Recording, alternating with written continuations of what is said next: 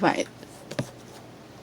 So this article I came across on Twitter, but it's something that I thought about when Pfizer had said, like in the mid of the summer, they had some sort of a contract or something like that.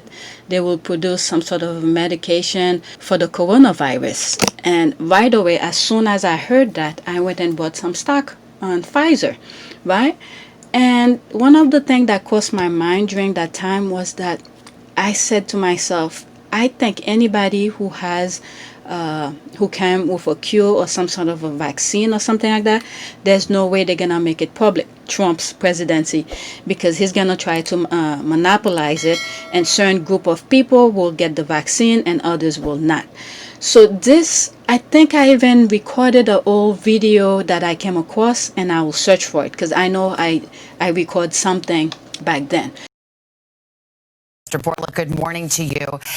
It's obviously extraordinary to see 9 major pharmaceutical companies come together like this at the height of their competition over a vaccine and say and promise, we will not rush it. We will make sure science comes first, not politics. What prompted this? First of all, thank you for having me here. The only rival here it is the vaccine. The only rival here it is the virus and the time to get the vaccine to this. You're right, it's an unprecedented moment. It's an historic pledge. 9 vaccine makers are coming out saying that they will stand with science. And the world is looking to science right now, in particular to vaccine, to make sure that we will bring us to the end of this pandemic. However, with increasing public concerns about the processes that we are using to develop these vaccines, and even more importantly, the processes that will be used to evaluate these vaccines, we saw it as critical to come out and reiterate our commitment that we will develop our products, our vaccines, using the highest ethical standards and the most scientific rigor processes. You know, just yesterday, sorry to interrupt, but I just wanted to ask you, because just yesterday the president said we're going to have a vaccine very soon, maybe even before a very special day, which was an allusion apparently to Election Day. How concerned are you about a comment like that? Look, I don't want to comment what the president says. What I want to say is that in this pledge, all the companies are saying that we will only submit for authorization when we have evidence of safety and efficacy that are coming from a well-designed phase 3 study. You have said, I believe you've told investors, that Pfizer could know as soon as October if one of its vaccine candidates is safe and effective. Others in the administration, the vaccine chief Moncef Slaoui, said he sees a very, very low chance of a vaccine by Election Day. Dr. Fauci said it's unlikely, although possible, that you could know about efficacy and safety by October. So where does this stand for you? For our vaccines, our phase 3 is progressing very well. We have already recruited 25,000 patients. When the study will read out depends on multiple variables. But right now, our model, our base case, predicts that we will have an answer by the end of October. Of course, this is only a prediction. It is 60% the chances in our base case that we will have an answer by the end of October. And that is only an answer. Yeah, I was going to say, so that would be an answer to whether it's safe and effective, not an approval, not shots in the arm in October. Absolutely, yes. Yeah. Absolutely, yes. Okay. It is going to be if it is safe and effective. Before I let you go, we put up a poll number. I'm sure you've seen these. A quarter of Americans said they don't want to get the vaccine ever. Another poll out this weekend from CBS said that 65 people thought that a vaccine in this year would be rushed. You know, people have trust issues. They've got trust issues with the government, and frankly, they have trust issues with pharmaceutical companies. What would you want to say to them this morning? First of all, I understand their concerns, and I understand their concerns because there is so much confusion during this COVID crisis that no one knows whom to believe and what to believe. However, they need to know that, one, we are making vaccines and we are making medicines for 171 years in Pfizer. We were founded in Brooklyn 171 years ago. And we plan to honor our history, and we will only bring to the world a vaccine that have been proven safe and efficacious. And also I want to tell them that their decision, they need to understand, will not affect only their lives. Will which at the end of the day, it is their judgment. But will affect the lives of others, because if they don't vaccinate, they will become the weak link that will allow this virus to replicate. Well, the stakes could not be higher, sir. Thank you to you and your scientists who are working hard for a vaccine, along with the other pharmaceutical companies. We're looking for good news as fast as possible, but as safely as possible, too. Thank you, Mr. Borla. I appreciate it. Thank you very much. But this article says Donald Trump isn't even trying anymore, right? So the thing is about Trump didn't bother to hold any press conference and try to take credit for the vaccine, even after Biden held a coronavirus press conference. Instead, Trump merely fired someone he didn't like. Trump isn't even trying to convince the public he's somehow still viable. Okay, if Trump wanted the spotlight back, why not just hold his own press conference and falsely take credit for the vaccine?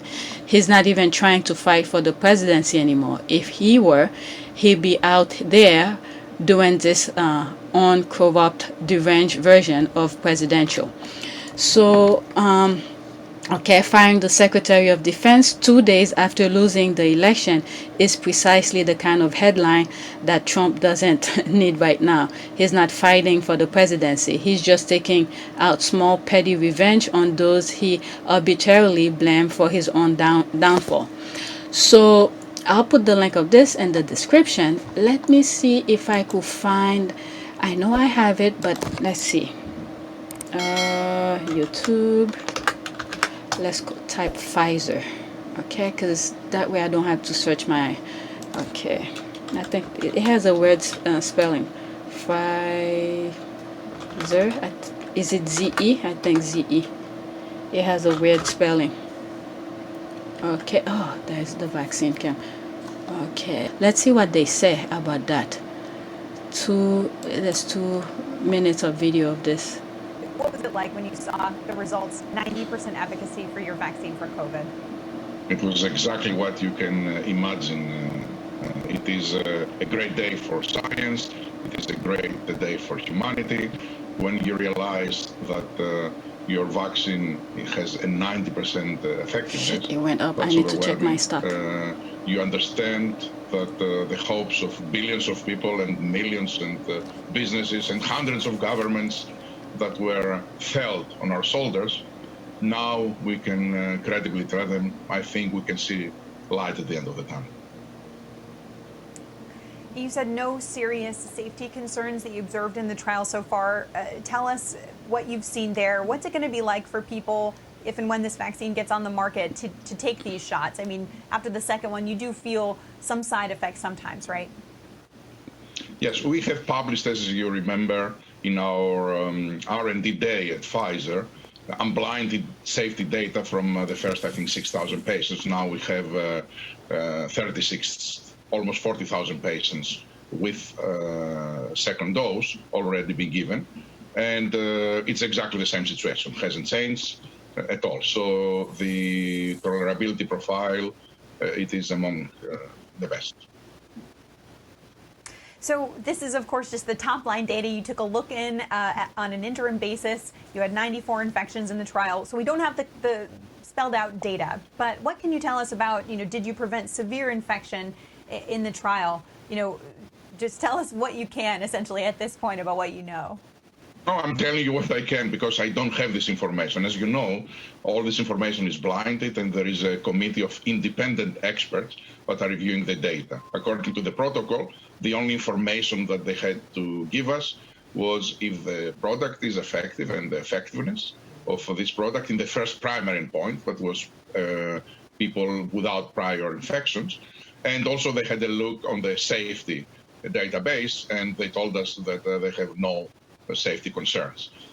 We are not aware of the secondary endpoints, and one of them it is the severe COVID, and we are just waiting for the study to be completed. But given how quickly the events are accruing, because unfortunately these great news are coming at a time that the world needs them the most, where we have 100,000 cases every day, we will have completed the study, I think, before the end of the month. All right.